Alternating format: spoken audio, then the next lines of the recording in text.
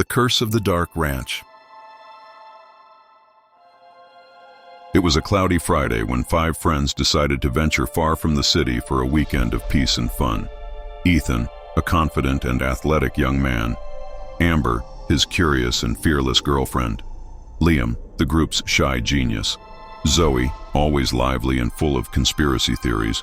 And Noah, the cynic who preferred the safety of home. The destination? An isolated ranch in the interior of Oregon, surrounded by dense forests and far from any sign of civilization. The property was perfect for what they were looking for. An old but well-preserved wooden house with a large garden and a serene lake in the back. Upon arrival, they were greeted by the oppressive silence of nature around them. There were no birds singing, nor the rustling of leaves in the wind, just a strange and unsettling stillness.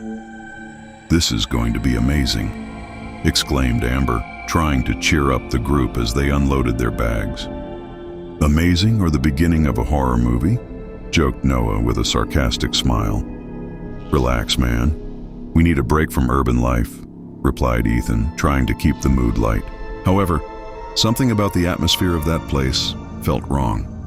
The tall trees seemed to watch their every move, and the air had a strange metallic smell, as if something rotten had been buried there long ago. "Is anyone else smelling that?" asked Zoe, wrinkling her nose. "It's probably just the vegetation," said Liam, trying to sound logical. But they were far from imagining that this weekend would become the worst nightmare of their lives. As night fell, the friends gathered around an improvised bonfire in the ranch's backyard. The flames danced under the dark sky as Amber told a scary story she had read online. "They say this region was used for ancient rituals," she said in a sinister tone. "Human sacrifices to ensure a prosperous harvest." "You have to be making that up," Noah retorted, rolling his eyes. "I'm serious. There are even historical records," insisted Amber. Liam gave a nervous laugh. "Scary stories aside, I think we should go inside. It's starting to get cold." The group agreed and entered the house, where an even stronger and unpleasant smell permeated the air. "What the hell is that?" asked Ethan, covering his nose. "Maybe a dead animal," suggested Zoe. While looking for the source of the smell, Liam noticed a basement door partially hidden under an old rug. "Did you guys see this?" he asked, pointing to the door. "Should we open it?" Amber asked, her eyes gleaming with curiosity. "Of course not. Nothing good comes from basements in isolated places," warned Noah. "Oh, come on, we can't ignore this," said Ethan, already pulling the rusty handle. The door creaked loudly as it opened, revealing stairs descending into darkness. "Anyone have a flashlight?" asked Zoe. Liam pulled out his phone and turned on the light. "I'll go first." The foul smell intensified with each step. The stone walls were damp and covered in moss. When they reached the bottom, they found a large, cold space with strange symbols carved into the walls. "What is this?" Amber asked, touching one of the symbols. "Looks like some kind of rune," said Liam, intrigued. In the center of the basement was a stone table stained with what appeared to be dried blood. "Okay, this has gone from strange to absolutely terrifying," said Noah, stepping back. Suddenly, a low, guttural sound echoed through the basement, as if something was moving in the shadows. "Let's get out of here!" screamed Zoe. The group ran up the stairs, locking the door behind them. "What the hell was that?" asked Amber, panting. "I don't know, but I don't want to find out," said Ethan, trembling. That night, none of them managed to sleep well. Strange sounds came from the basement, like scratching and whispers. Around 3 in the morning, Amber woke up with the feeling that someone was watching her. When she opened her eyes, she saw a shadowy figure standing beside her bed. She tried to scream, but no sound came from her throat.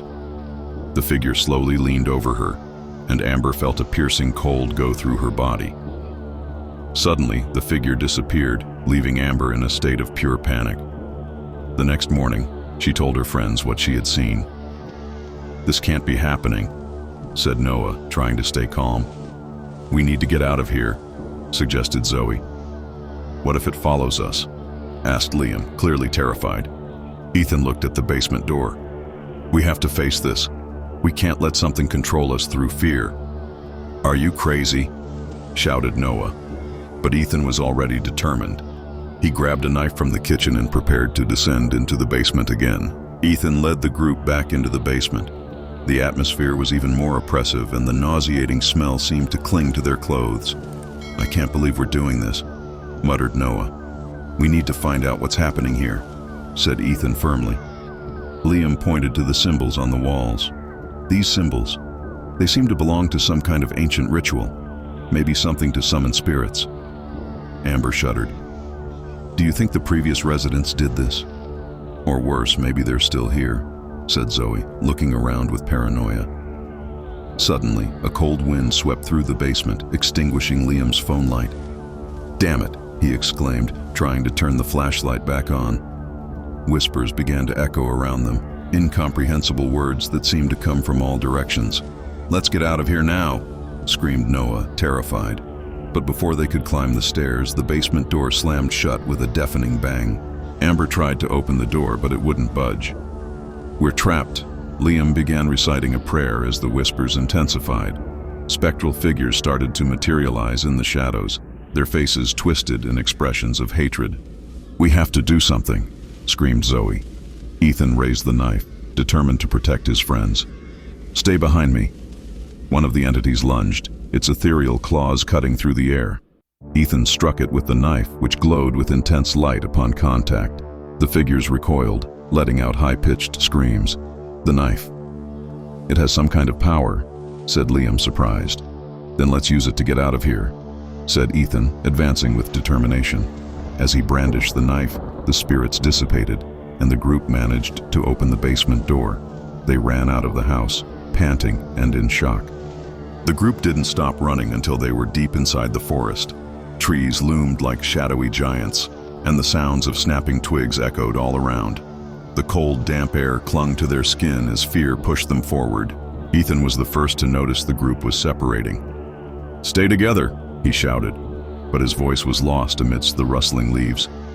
Amber and Liam veered to the right, while Zoe and Noah vanished into the dense foliage. Where are they? Asked Amber, her voice shaking. We need to find them, said Liam, though terror made his voice waver. Meanwhile, Zoe and Noah sprinted through the undergrowth, their breath coming in ragged gasps. The spectral whispers grew louder, and shadows darted between the trees. What is that? Zoe cried, pointing at a pale figure gliding through the darkness. Noah grabbed her hand. Run! Don't look back! Back with Ethan, he gripped the glowing knife tightly, its eerie light casting faint shadows. Amber! Liam! Follow my voice! Amber screamed as a skeletal hand emerged from the ground, clawing at her ankle. Get it off me! Liam slashed at the hand with a sharp branch, severing it. What the hell is this place? The forest seemed alive with malevolent energy, twisting and warping around them. Ethan finally found Amber and Liam, pulling them close. Zoe and Noah, we have to find them, said Amber, her voice breaking. They pushed deeper into the forest, calling for their friends, but the only response was an eerie silence. Days later, search teams scoured the woods, finding no trace of Zoe and Noah. The friends returned to town, their hearts heavy with guilt and sorrow. The authorities dismissed their tale as hysteria, but the survivors knew the truth.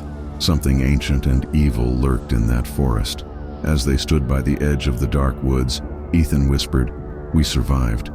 But at what cost?" Amber shuddered. "Zoe and Noah are gone forever, aren't they?" Liam nodded grimly. "We can never come back here. The cursed ranch and its malevolent spirits faded into legend, but the scars remained forever etched in their souls. Their story became a warning to anyone who dared to seek adventure in that desolate place. And though they escaped with their lives, a piece of their hearts was forever lost in the dark embrace of the haunted forest."